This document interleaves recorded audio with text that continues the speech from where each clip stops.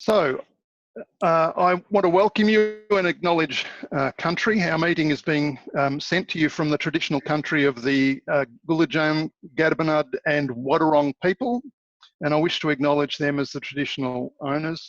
I'd also like to pay my respects to the elders past and present, and elders from other communities who are likely to be with us here today. Who am I?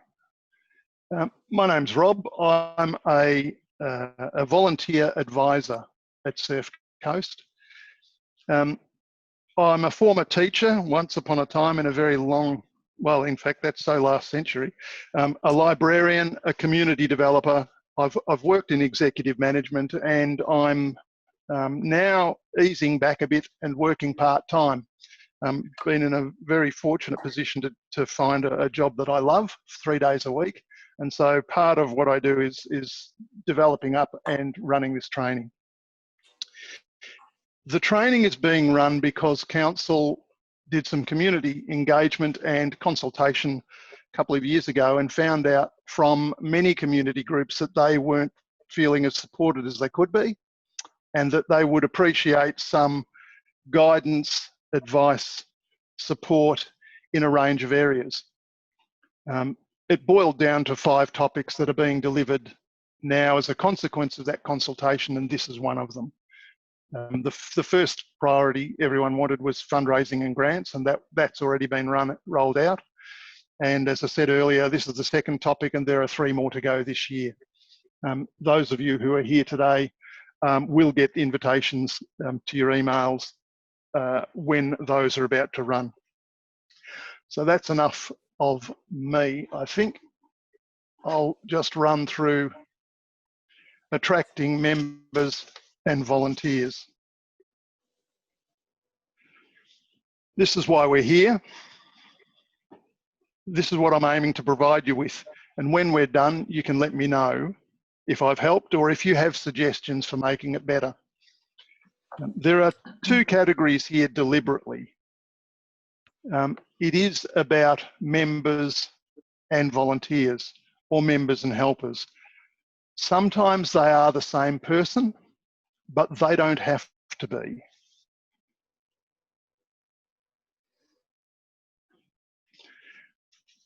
This is where we're going tonight. The parking lot and the deadline, those of you who have been here before, the parking lot is for me to be able to park an idea. If you ask a question or make a suggestion, I may just write it down and say, can I park that for a bit, and we'll come back to it. Because sometimes, as I said earlier, if you ask a question and I know I'm going to get there, I might just ask you, can we park that? The deadline is 8:30. When we deliver this in person, it kind of flows pretty well for about an hour and a half. The last training done on Zoom, we were all done in an hour. Partly I think that was because it is harder to engage. So that was part of why I was rapt to see, well, I dropped out, I had problems, but you kept talking to each other. So thank you for that, and I hope that means we may have some great discussion tonight. Okay, here we go. You know where you're going? And is it clear? I'm not sure if you've heard about an elevator pitch, but it's from the world of marketing and PR, and it's designed to get people on the hook in 60 seconds or less. If you imagine you're in an elevator, you need somebody to do something that you want, or you want them to be on side. It's a way of opening up later discussions and kind of setting a context. So as an example, an elevator pitch may be something like, we're an environmental group working along the Barwon River near Narwarri. We have 20 members meeting monthly with funding to remove invasive weeds and plant local provenance species. And we need more volunteers. Elevator pitch cuts straight to the chase of what it is you're after and what you're doing and what your goals are. It can be helpful. You don't have to have one. But if you start thinking like that, sometimes it helps you distill the essence of what your group is. And that's an important thing when you're trying to attract people. You really know a way of letting them understand you quickly.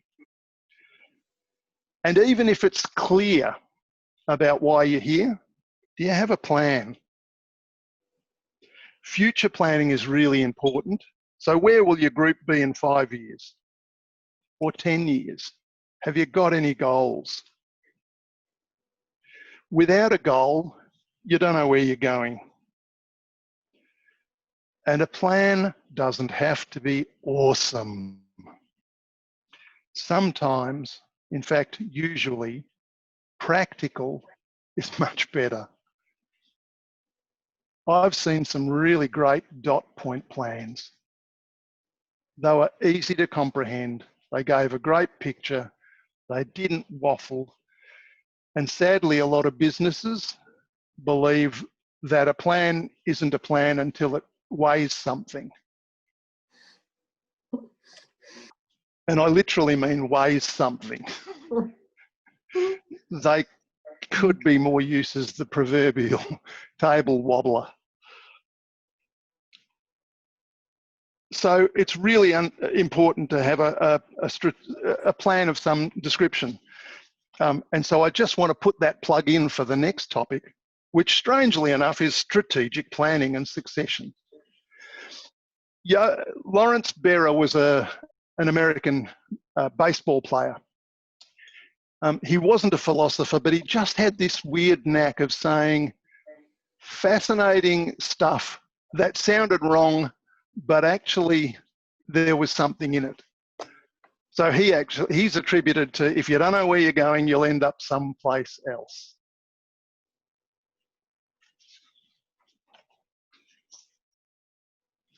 So again, do you know how many's enough? Is that clear? And why do you need members anyway? Does everyone have to be a member? And would you rather have members or helpers if you could only have one? And would helpers get the job done?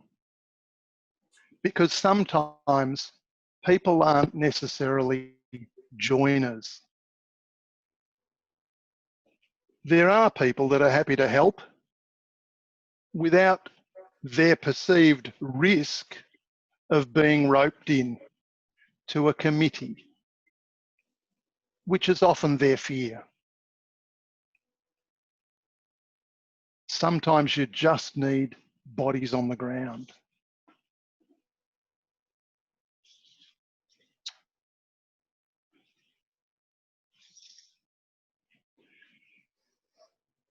An asset map is a fairly simple idea. It just captures the good stuff about your group. There's a branch of community development called asset-based community development. And really, the principle is, let's have a look at what's good about a place or a thing or a group or a community or a need. And let's start there. Rather than look at what the problem might be, let's have a look at what the solutions sitting around us could be. And so sometimes it's as simple as, we've got a brilliant building that we can use. Or the environment we're in, the physical environment, is really conducive to us doing good stuff. It's a question about, do you have enough if you think you're going to grow? It starts with that half full glass. So it could be, have we got enough spades, rakes, bags, tree stakes and so on if you're an environmental group? And have we got enough transport to get people where we need to? Have we got enough access to the land that we need and so on? Are those assets that you need on tap? It might be training gear, uniforms, first aid or whatever if you're a sporting club. It's really about, have you got a good understanding of everything that you need and everything around you And if you've got that understanding, have you identified where you might need to grow some stuff? It's not about starting with the gaps, it's starting with where the strengths are. And if you don't already know, maybe start with an asset map, because you may not yet have enough of what you need.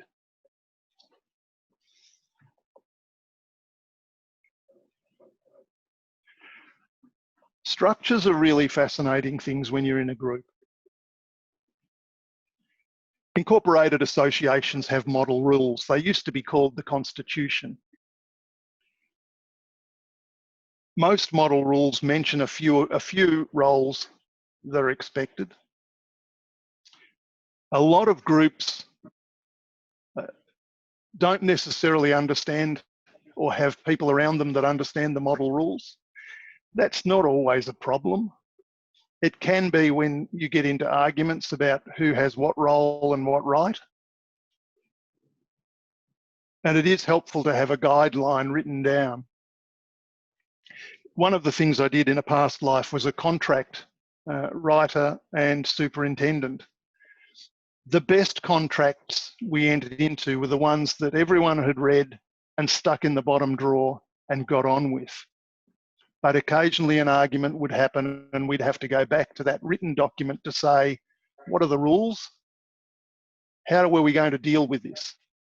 And if you've got your model rules sorted and you understand the roles and responsibilities, that's a big help. However, whenever there are rules, there are usually exceptions. And one experience that I had with a group was I felt quite refreshed by. So the question started with, well, what's a good structure anyway? We know what the model rules look like, but maybe that doesn't fit and sit. Because the members, when it came time for an AGM, said, look, can we just vote for the president and 2 vice presidents, please? Because we have faith in the 3 of you, and we'd rather you just went and tapped people on the shoulder for who you needed help from. Is that all right? Well, our model rules didn't allow it. But what we did was say, well, all right, you want to step outside of the model rules for this year. Can we have a motion from the floor? Can we have a mover and a seconder? And what we ended up with for that, well, actually for about 4 years, was a committee of 3, which suited everybody because they then knew they weren't going to get roped into committee meetings. But what we did have was a series of subcommittees. That approach needed the model rules to change eventually. But what happened for the first couple of years was a vote from the floor on the basis that somebody had done some thinking about what the problem was and why nobody wanted to really be part of the club. Because everyone was scared stupid they were going to have to turn up for what they perceived to be gab fests on a regular basis. So what I'm saying to you is that the structure doesn't need to be an Achilles heel. The purpose of your group, among other things, is to have a lot of fun, or to be at least an enjoyable place. And if the structure is getting in your way, have a think about what the model rules might need to do and how they might change. Because you can have helpers, people who are willing to help you with particular tasks at particular times. Now, they can either be working groups or they can be subcommittees of the committee with a committee representative as that conduit into the rest of the committee. That can help. If you become known as not being particularly bureaucratic, that seems to go down well.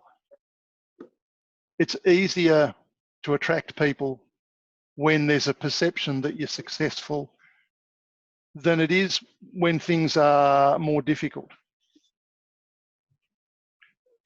So maybe the structure's something to have a think about. So you do communicate, don't you? Why would you?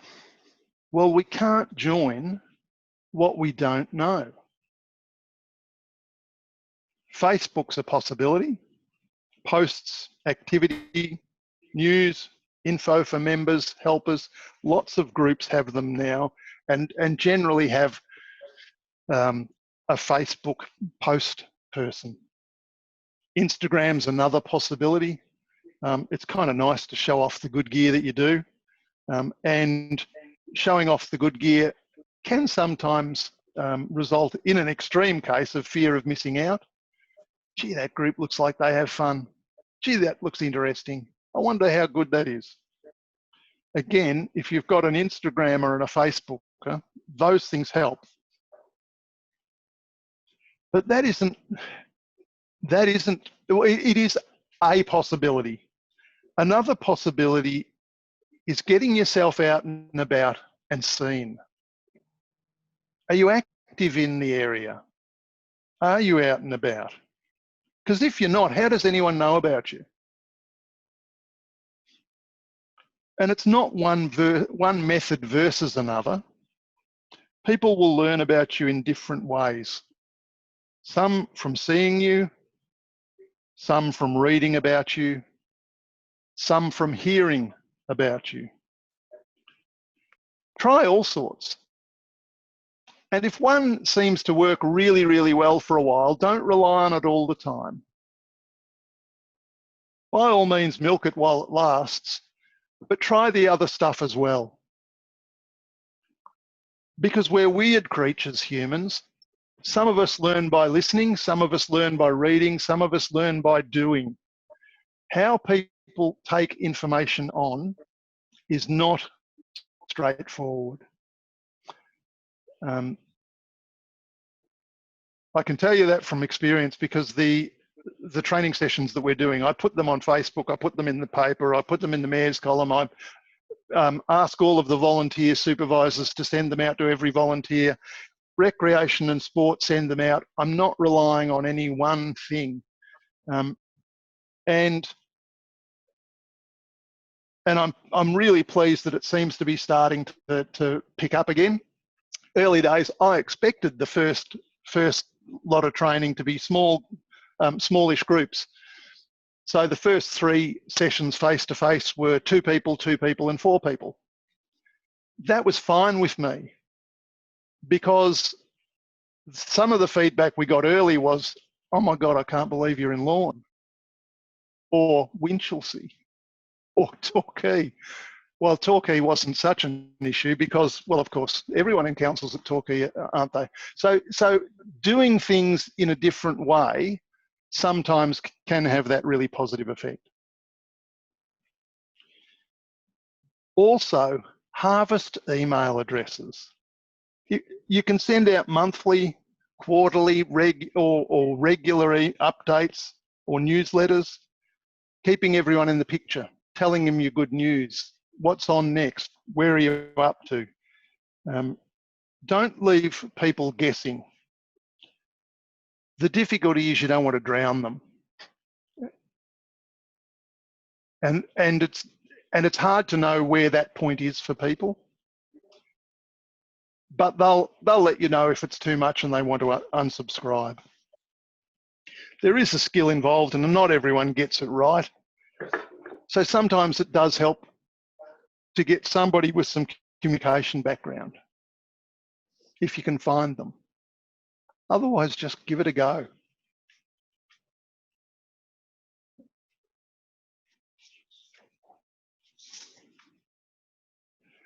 Be neighbourly. If we help other groups, sure as eggs, they'll come back and help us.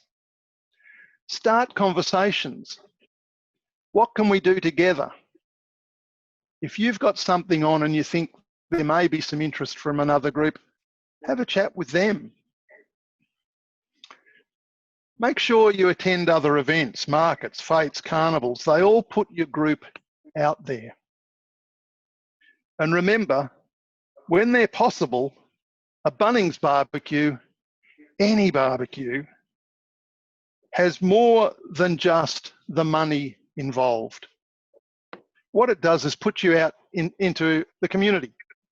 So if there are fetes and fairs and you can run a stall, absolutely. You don't know where you'll pick people up. And if your group gets known as being one that helps others, karma usually happens. When people help, they get helped. So raise your group profile through collaboration. It spreads the word. And remember, volunteers, and you guys probably are the same, volunteers frequently jump into more than just one thing. The joiners can be part of several groups quite easily.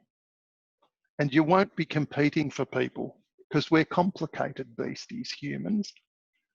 Maybe unless the town's got 2 footy clubs, maybe.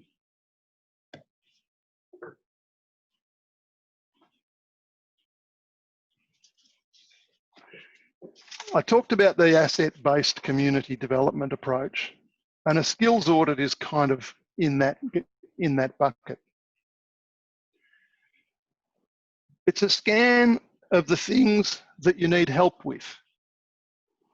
Frequently, we think about people and who we'd like to have join us, whether it's a member or whether it's as a volunteer.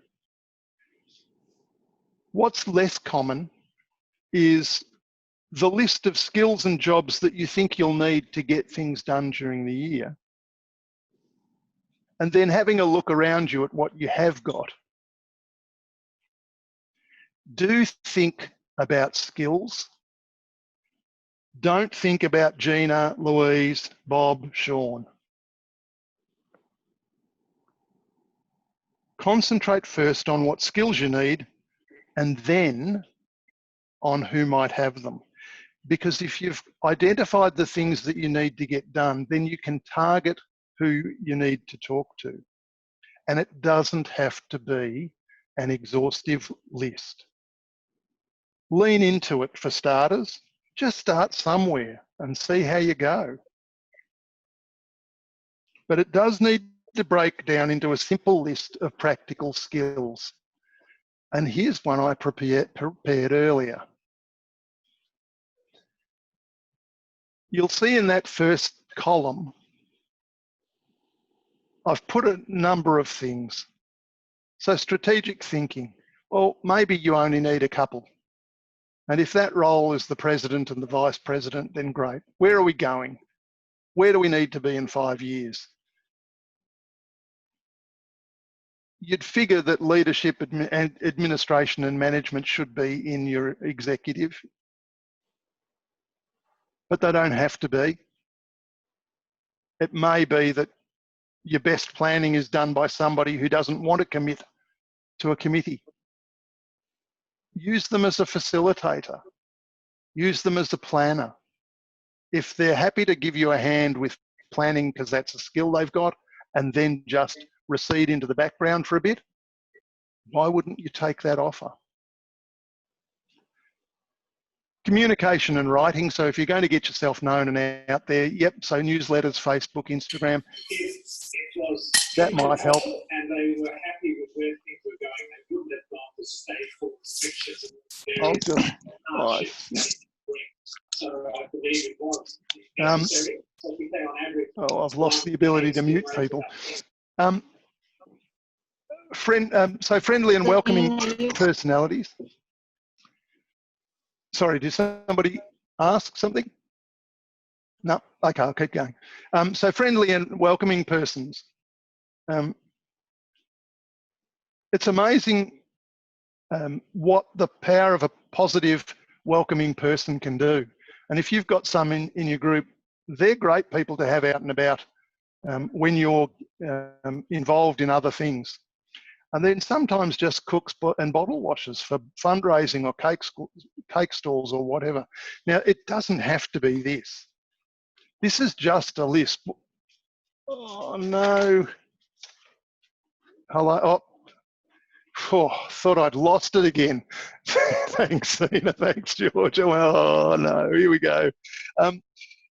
This is just an example. It doesn't have to be this. It could have just as easily been spreadsheets and finance if you've got big budgets. It could have been rules and laws if you want to rewrite your model rules. It could have been photography. If you've got a photographer in your midst, how good would that be for making the things that you put out there look brilliant? It could be selling, it could be grant writing, it could be anything. The point is, have a think about what your group needs. Start with where the strengths are, start with the skills audit, see what you do have a think about what you haven't got and what you might be missing.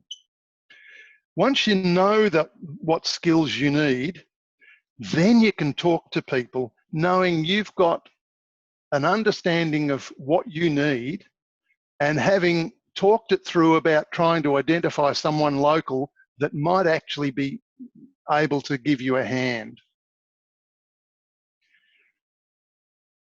So if you're thinking about skills and who might have them, of course, that leads to farming.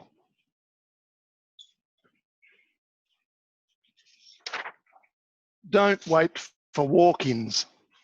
They're gold. They're absolutely precious, but they're about as rare as that.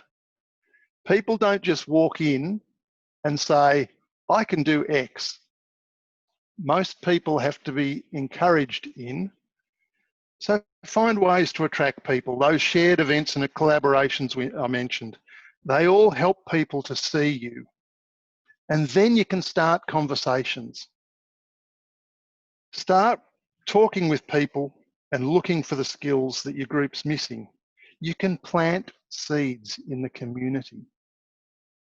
Nurture conversations, grow links, and gain the help you've identified as needing. Is it schmoozing? No. No, it's about building relationships and opening windows or doors that others might not have looked through before. And we'll deal with this a bit more in the next training topic, particularly around succession planning and how to get people involved that you need to carry those skills.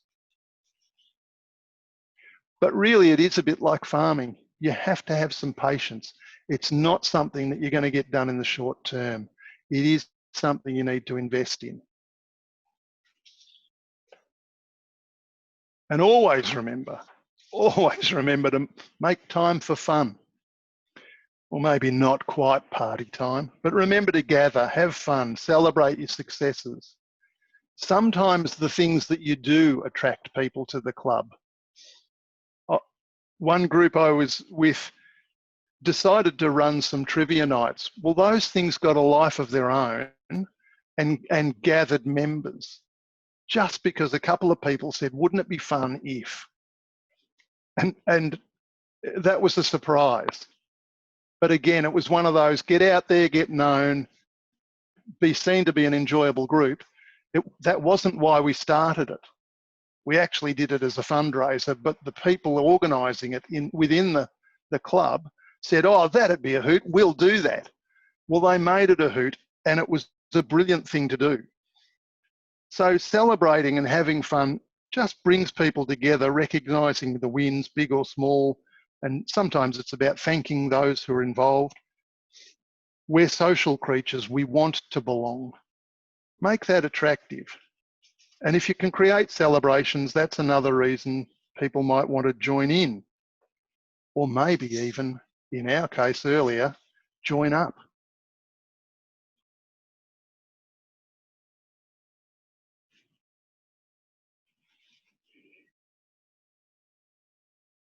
In what I've shown you so far, there's a bit of work and a bit of risk.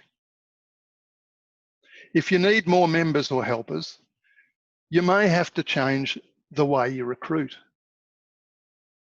You may need to think differently or operate differently as a group. And it is much easier to worry, what if? And just insert your big fear here. What if? Change is not always easy.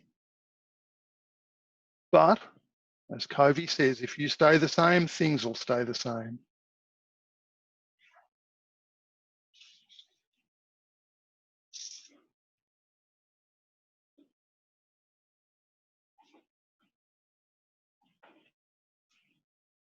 So it helps to work out what you need, have a clear purpose, a direction,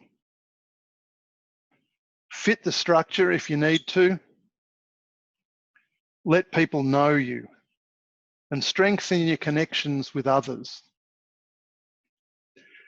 One of the things about that connection, just incidentally, that we touched on in fundraising, is that funding bodies will often support a good idea. But if it's a good idea that's got more than one group in it, and there's obviously a collaborative approach, that says another thing and takes that to a whole different level when people are assessing the value of a funding submission. So if you've got others and you're used to connecting with others and your group does collaborate across, and there are ways that gaining funding or putting in submissions could benefit more than just your group, then those connections will be gold at that time because they will increase your fundraising hopes. So there is a real end goal in that is a lovely byproduct of just having some great connections. So have a look at what you've got and what you need. Make time for fun and grow your future.